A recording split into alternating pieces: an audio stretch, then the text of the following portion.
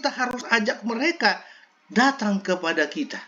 Datang kepada Tuhan kita, kepada Allah kita. Kok sama? Sama kok.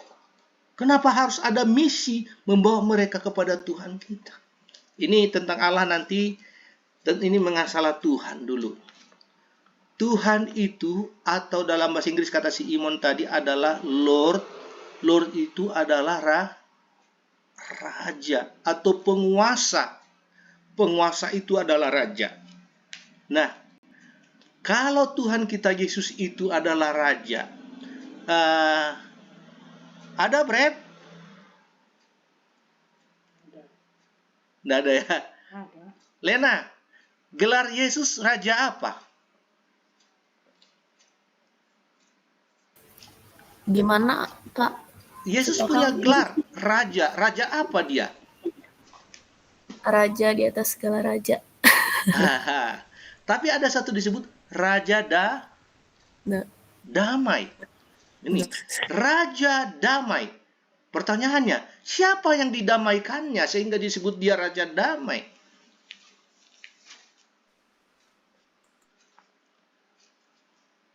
Siapa yang didamaikannya? Supaya kita lihat bahwa Tuhan kita itu berbeda dengan Tuhan-Tuhan orang lain. Sehingga kita yakin, makanya sekarang krisis kerohanian orang-orang Kristen karena tidak mengenal Tuhannya, tidak mengenal Allahnya.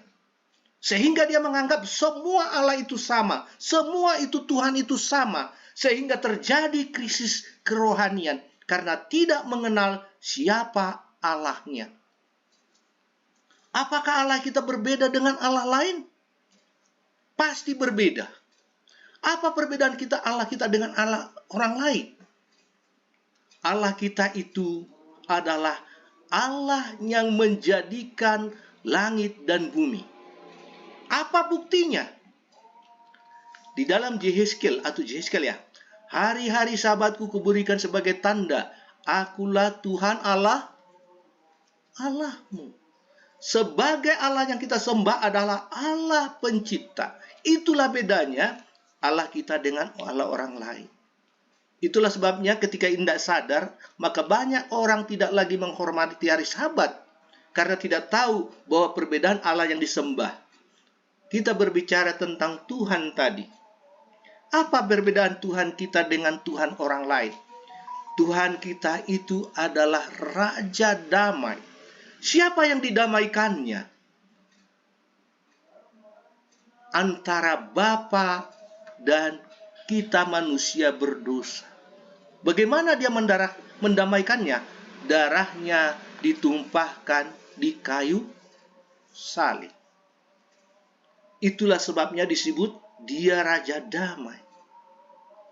Makanya Tuhan kita adalah Tuhan Yesus adalah Raja Damai. Nah, pertanyaannya sekarang, apakah Yesus mengajarkan tentang kedamaian? Nah, ini tadi pertanyaannya. Banyak hati orang tidak damai, galau. Persoalan dunia. Masalah istimewanya, masalah ekonomi. Apa yang diajarkan Yesus tentang ekonomi? Bahwa dia membuktikan dia adalah Raja Damai. Satu, ketika Yesus mengajarkan, berikanlah kami pada hari ini makanan kami yang secukupnya. Saudara, orang yang merasa selalu bersyukur, orang yang selalu merasa puas dengan apa yang ada padanya, hatinya akan damai. Tetapi orang yang ambisius, hatinya tidak akan pernah damai, tidak pernah tenang.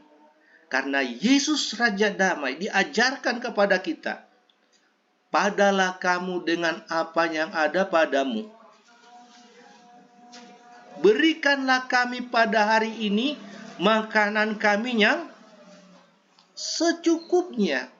Tapi orang tidak pernah puas dengan apa yang ada padanya. Karena dia tidak mengenal siapa Tuhannya. Saudara, adakah Tuhan-Tuhan lain yang mengajarkan seperti itu? Tidak. Hanya Tuhan Yesus. Yang kemudian kita lihat, janganlah kamu membalas kejahatan dengan kejahatan. Saudara, betapa damainya rumah tangga, betapa damainya jemaat, betapa damainya sebuah negara kalau bisa tidak membalas kejahatan dengan apa? Kejahatan. Yang kemudian apa yang dikatakan oleh Raja Damai itu? Kasihilah musuhmu. Bagaimana? Pak Klip, kasihilah musuhmu. Kalau sudah bisa kita mengasihi musuh, tidak akan ada pertengkaran, tidak akan ada perkelahian, akan ada damai di dalam rumah tangga kita, di dalam masyarakat kita. Yang kemudian, satu lagi, apa lagi? Kalau ditampar pipi kiri, kasih juga pipi kanan. Saudara-saudaraku, tidak ada lagi sesuatu yang membuat damai kalau terjadi seperti ini. Kan tidak akan ada kekerasan.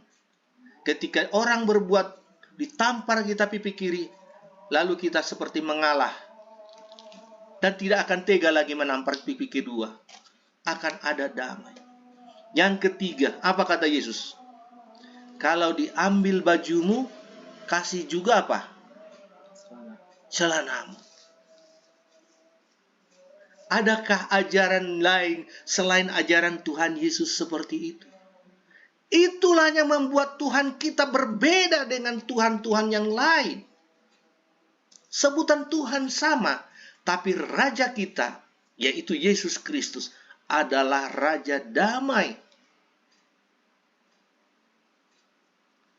Mungkin akan ada suatu pertanyaan, itu mah susah dilakukan.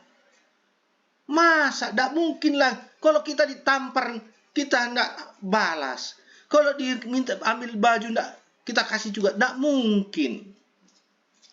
Bagaimana? Bule Estu ada di sana? Bagaimana Bule Estu? Mungkinkah kita ini melakukan itu? Apa yang diajarkan oleh Tuhan Yesus itu? Mungkinkah? Nggak mungkin. Hah? Bule? Nggak mungkin. Nggak mungkin? Ya. Nah, nggak mungkinkah? Mungkinkah kita melakukan yang diajarkan oleh Tuhan Yesus tadi? Raja kita, Tuhan kita, yang adalah Raja damai. Itulah sebabnya kita mengajak orang datang kepada Tuhan kita, Tuhan Yesus, karena Dia adalah Raja damai. Mendamaikan kita dengan Bapa di surga, dengan mendamaikan hati kita, dan mendamaikan kita terhadap sesama. Mungkinkah? Bule Estu katakan tadi, tidak mungkin. Bagaimana saudara Klip? Mungkinkah?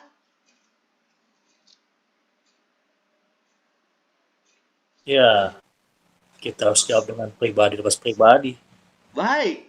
Bagaimana Ibu Rosalina? Mungkinkah?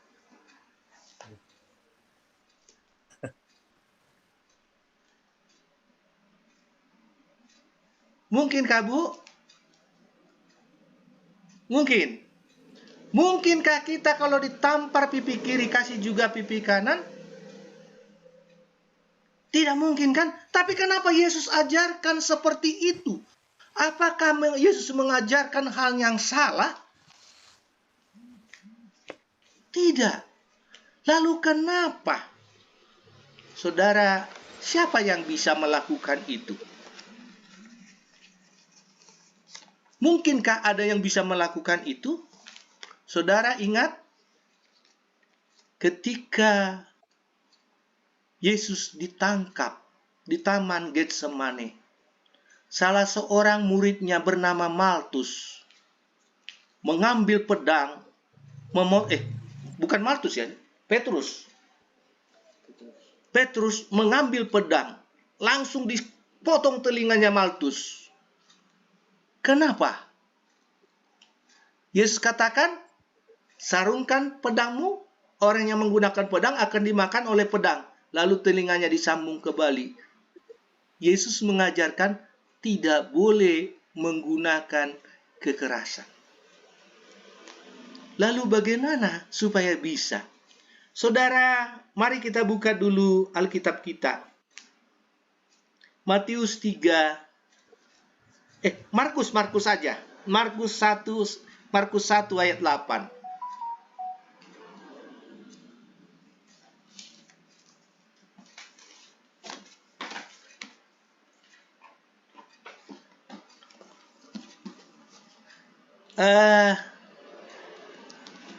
Lena, baca dulu Melena.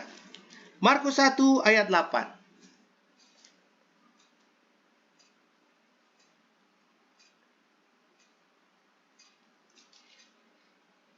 Kemana Lena? Sebentar Pak, lagi dicari. Oh iya, belum ketemu ya. Markus 1 ayat 8. Aku membaptis kamu dengan air, tetapi ia akan membaptis kamu dengan Roh Kudus. Aku membaptis kamu dengan air, tapi ia akan membaptis kamu dengan Roh Kudus. Saudara, ingat, ketika murid-murid hanya dibaptis dalam air, mereka juga temperamennya sama, tidak berubah. Tapi ketika sudah dibaptis pada kecurahan Roh Kudus, semua berubah. Saudara, kalau saudara belum bisa seperti itu, ingatlah, belum dibaptis dalam roh, hanya dibaptis dalam air. Kenapa? Orang yang sudah bisa melakukan itu karena disanggupkan oleh Roh Kudus. Itulah sebabnya, saudaraku, banyak orang beragama, tapi hidupnya tidak berubah. Sama dengan orang lain. Kalau orang lain egois juga. Tapi orang yang sudah dibaptis dalam roh, hidupnya berubah.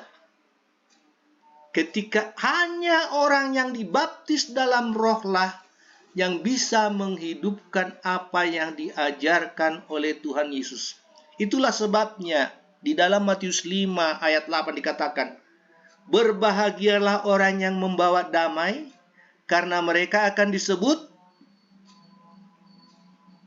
anak-anak Allah.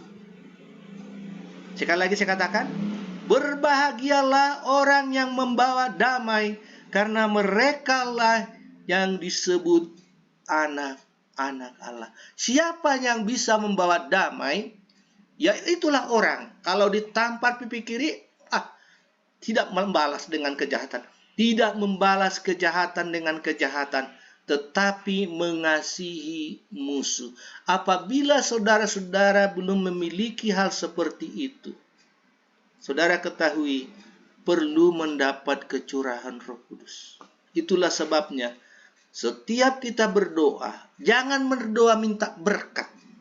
Berkat ini, segala macam perlindungan. Yang kita doakan adalah yang paling utama dan yang paling urgen adalah kita dapat kecurahan Roh Kudus.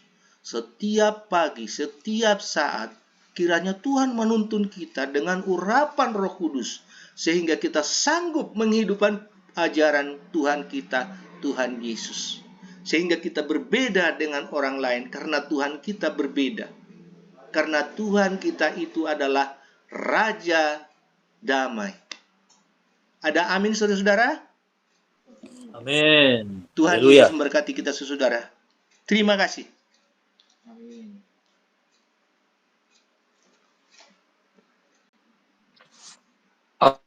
Terima kasih.